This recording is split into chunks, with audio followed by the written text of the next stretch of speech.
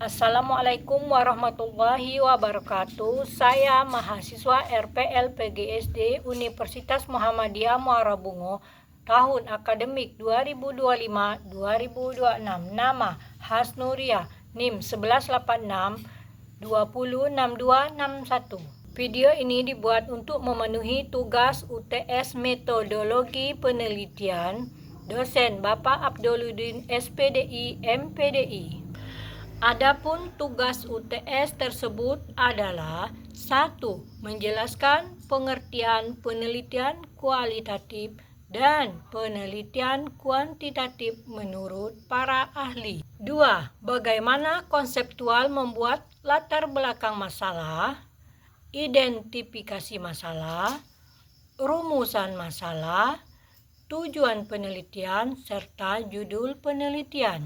3. Menjelaskan istilah-istilah berikut: hipotesis, hipotesis direksional, hipotesis non-direksional, data nominal, data ordinal, dan data interval, serta data rasio. Baiklah, terlebih dahulu saya akan menjelaskan tugas pertama tentang pengertian penelitian kualitatif dan penelitian kuantitatif menurut para ahli. Menurut Bogdan dan Taylor 1975, penelitian kualitatif adalah penelitian yang menghasilkan data deskriptif berupa kata-kata tertulis atau lisan dari orang-orang dan perilaku yang dapat diamati. Menurut Staurus dan Corbin 1997, penelitian kualitatif adalah jenis penelitian yang tidak dapat dicapai dengan menggunakan prosedur-prosedur statistik atau dengan cara kuantifikasi lainnya. Menurut Kreutzell 2014, penelitian kualitatif adalah pendekatan penelitian yang digunakan untuk memahami fenomena sosial yang kompleks dengan cara mengumpulkan dan menganalisis data yang bersifat kualitatif seperti kata-kata, gambar, dan observasi.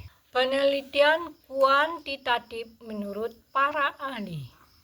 Kasiram 2028. Penelitian kualitatif adalah metode penelitian yang menggunakan data-data berupa angka sebagai alat untuk menganalisis dan melakukan kajian, terutama mengenai apa yang telah diteliti. Menurut Karlinger 1986, penelitian kuantitatif adalah penelitian yang menggunakan data numerik untuk menguji hipotesis dan teori dengan tujuan untuk membuat generalisasi dan prediksi.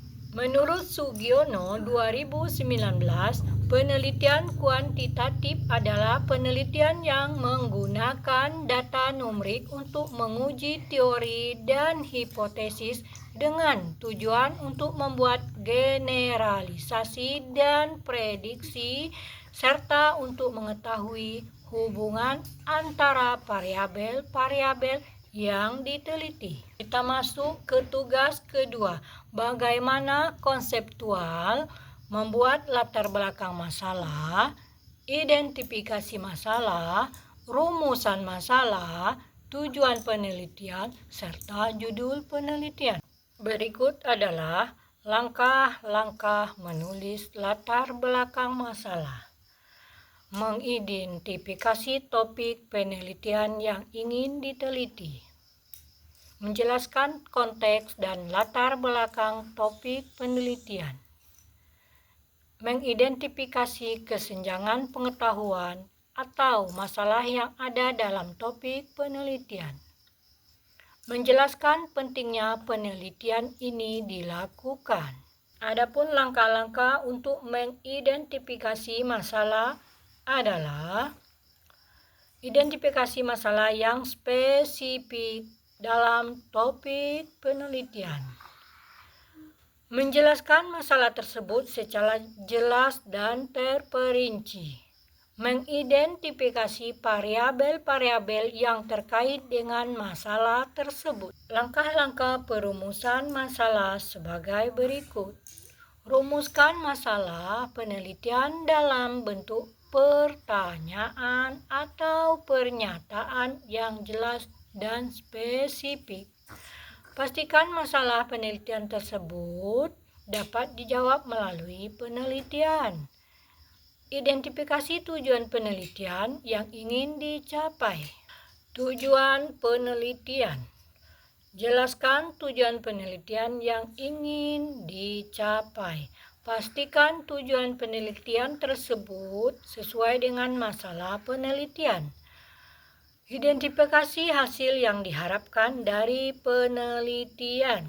Langkah-langkah menulis judul penelitian.